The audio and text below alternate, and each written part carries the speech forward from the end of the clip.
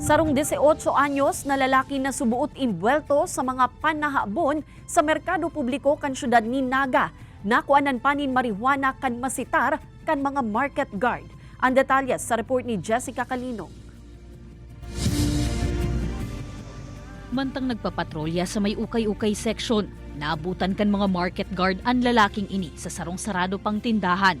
Kaya inimbitaran ini sa opisina kan Mepo Security Unit.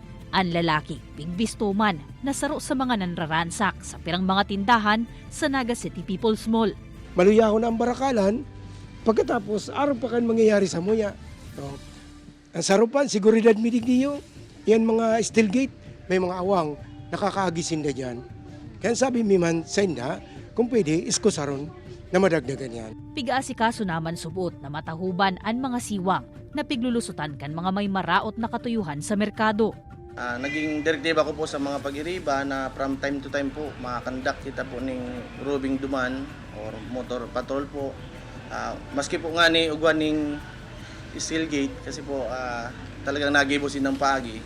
Apwera sa mga sahot nin panhahabon, nakuaman sa posisyon kan lalaki ang pigsususpetsahang mga dahonin marijuana.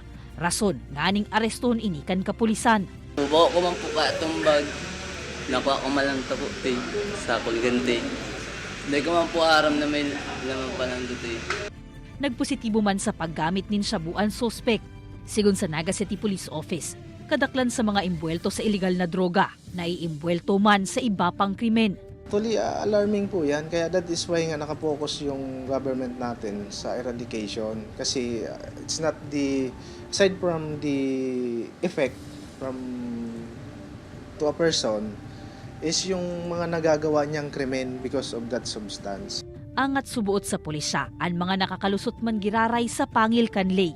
Kaya importante ang tabang kan komunidad mismo na maisumbong ang mga posibleng illegal na transaksyon nganing mapugulan na ang pagbariwas kaini. Kaibanan si Carlo Abonita, Jessica Calinog, Balitang Bicolandia.